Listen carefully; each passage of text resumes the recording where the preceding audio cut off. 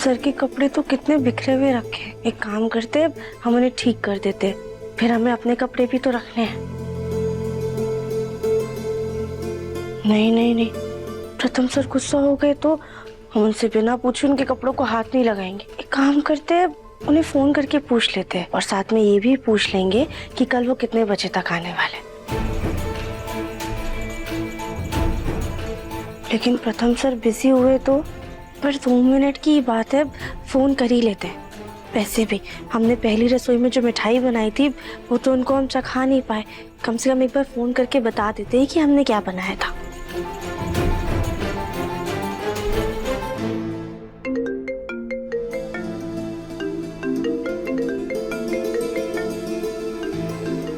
पुराना फोन खराब हो गया और इस नए फोन में किसी का नंबर सेव नहीं है। किसका फोन है, कैसे पता चलेगा? हेलो। Hello sir. सर, आप कौन? प्रथम सर, हम राध्या बोल रहे हैं। हम आपसे ये पूछ रहे थे कि कल आप कितने बजे तक आ जाएंगे?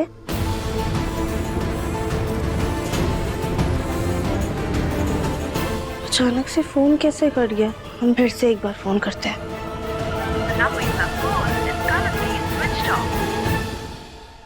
फोन तो बंद आ रहा है, लगता है नेटवर्क की दिक्कत है। खैर, कल तो प्रथम सर वापस आ ही जाएंगे। कल हमारी पहली तीज जो है। एक काम करते हैं, जल्दी से सो जाते हैं ताकि सूर्योदय से पहले उठकर हम कुछ खा पी लें। फिर तो प्रथम सर आकर हमारा व्रत खुलवा ही देंगे।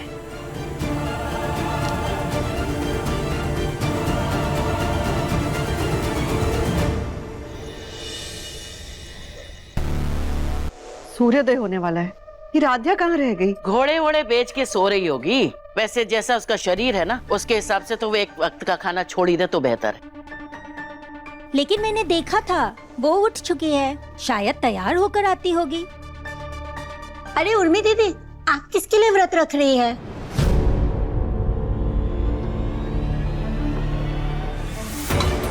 मैं आपकी इस भूलने की बीमारी का क्या करूं? भाभी आप इन्हें कुछ समझाती क्यों नहीं? हर बार हर साल एक ही सवाल कि मैं तीज का व्रत क्यों रखती हूँ। आज मैं आपको आखिरी बार बता देती हूँ कि मैंने तीज का व्रत इसलिए रखा है क्योंकि मुझे भगवान जी पे भरोसा है। एक न एक दिन वो मेरे लिए एक सुयोग वर भेज ही देंगे। लेकिन उर्मी दीदी। ज्योति भाभी,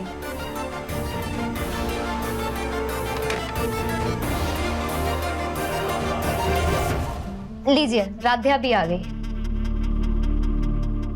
राध्या बेटा, तुम्हारी थाली ना किचन में तैयार करके रखी है, ले लेना। आज तुम्हारा पहला तीज का व्रत है ना, थोड़ा सा मुश्किल होता है, थोड़ी परेशानी भी होगी, लेकिन हमें पूरा यकीन है कि तुम अपना व्रत अच्छे से कर लोगी। और शाम को तो प्रथम आकर तुम्हारा व्रत खुलवा ही देगा। जाओ जाओ, जल्दी से थाली ले लो, सूर्योदय होने वाला है। जी माँ। इस फूल गोभी को तो हम प्रथम के लिए व्रत रखने नहीं देंगे, क्योंकि हम इसे प्रथम की पत्नी के रूप में कभी नहीं अपनाने वाले। मेरा तो हो गया, आप लोग खाओ।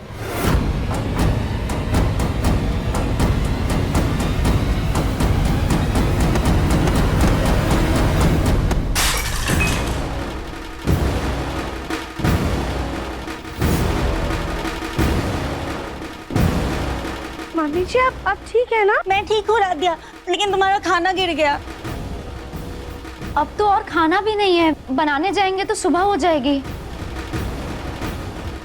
राध्या, एक काम करो, 1-2 गिलास पानी पी लो, हम तुम्हारे लिए ना जल्दी से पूरियां बना देते हैं। 1 मिनट। और इस खाने का क्या होगा?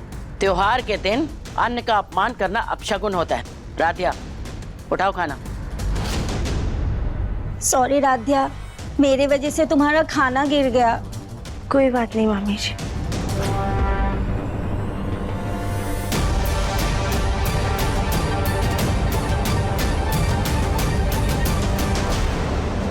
हे भगवान, आज बचने वाले हैं।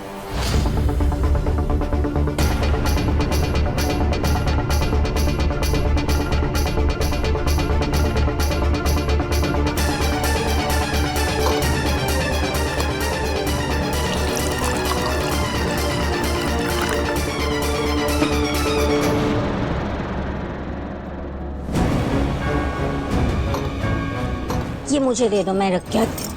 राध्या, चलो जल्दी से पानी पी लो। आ जाओ।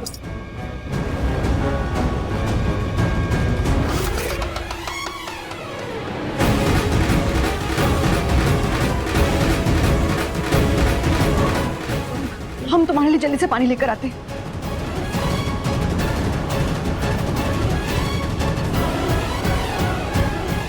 ये लो, पानी पी लो।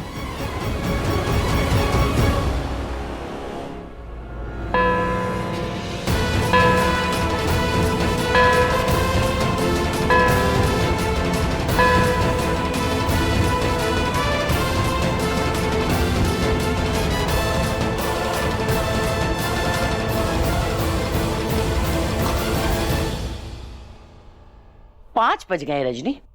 अब अगर इसने पानी भी पी लिया ना तो इसका व्रत टूट जाएगा। राध्या, तुम निर्जला व्रत कैसे रखोगी? एक काम करो, भगवान जी से माफी मांग लो, अगले साल व्रत रख लेना। वाह रजनी वाह, ये कौन सी नई रीत चला रही हो भाई? आज तक मित्तल परिवार में कभी ऐसा नहीं हुआ कि घर की बहू ने पहली तीज ना रखी हो। माँ, कोई बात नहीं, हम व्रत रख लेंगे। और वैसे भी हमारी मम्मी कहती थी कि भगवान औरत की श्रद्धा देख के ना उसे और भी ज्यादा शक्ति देते हैं ताकि वो अपनी हर परीक्षा को पार कर सके। वैसे राध्या, अगर तुम 1-2 दिन भूखी रह भी गई तो क्या होगा? 1-2 किलो वजन कम ही हो जाएगा। अरे अब चलो, यहाँ पर बातें ही करते रहोगे? पूजा की तैयारी में तो करनी है, चलो।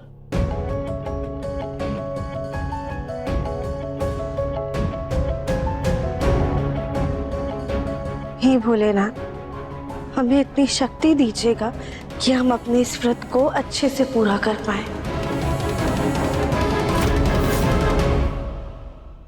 अरे भैया, ये क्या कर दिया आपने? यहाँ पे ये पर्दे नहीं लगाने, जैसे ये फूल लटकाए ना वैसे यहाँ भी फूल लटका दीजिए।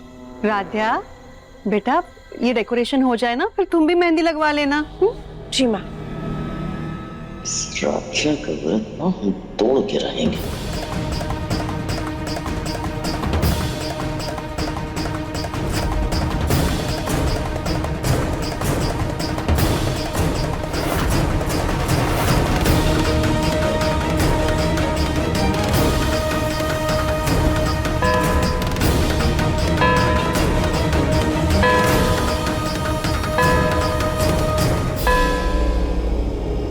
अरे वाह, क्या सुंदर सुंदर मेहंदी चल रही है।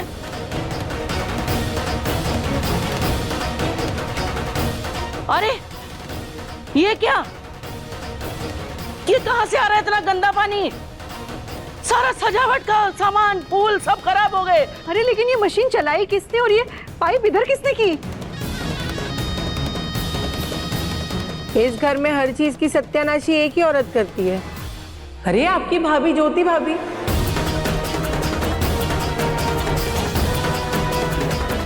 नाली में पाइप डालने की जगह यहाँ आंगन में डाल दिया होगा, इसमें कौन सी बड़ी बात है? हाँ, मैं भुलक्कड़ हूँ। इस बात का फायदा उठाकर हर कोई अपनी गलती का इल्जाम मुझ पर डाल देते हैं और मैंने कुछ किया भी नहीं होता है। किसने क्या किया, क्यों किया, ये सब छोड़ो। अब बस ये देखो कि अब क्या करना है। अब ये सारे फूल फाल सब खराब हो गए। अब अगर चाहें भी कि साफ पानी में धोकर के इस्तेमाल करें तो नहीं कर सकते। अरे लेकिन ओमकार जी, अहम, वसु भैया सभी तो ऑफिस गए हैं, हम किससे सामान मंगवाएंगे? ये है ना तुम्हारी नई बहू। अरे भाई, इसके हाथों की तो अभी मेहंदी भी नहीं छूटी शादी की, फिर ये नई मेहंदी लगा के क्या करेगी? हैं? जाओ राधिया, तुम बाजार जाओ। पर माँ जी, इसने सुबह से कुछ भी खाया पिया नहीं है, कैसे जाएगी? अरे रजनी, कमाल करती हो। तुम्हारी पसंदीदा बहू इतनी कमजोर है कि एक दिन बिना खाए पिए नहीं रह सकती। कमाल है भाई। राधिया, तुम क्या इतना भी नहीं कर सकती? नहीं नहीं दादी, हम चले जाएंगे। माँ जी, बाहर कितनी धूप है। ठीक है, तो तुम अपनी पसंदीदा बहू को सिर आंखों पे बिठा कर रखो। हम ही जाते हैं घुटनों में दर्द के बावजूद, और क्या। नहीं नहीं दादी, आप रुक जाइए, हम चले जाएंगे, हमें कोई परेशानी नहीं है। वैसे अगर राधिया घर पर रही तो माँ जी इससे तीज का खाना बनवाएंगी, ये बाहर ही रहे तो बेहतर। ठीक है राधा, तुम चली जाओ। अरे वो राधिया, हमें याद आया, पूजा की 2-4 चीजें और लानी है, हम लिस्ट दे दे तो तुम ले आओ। जी दादी।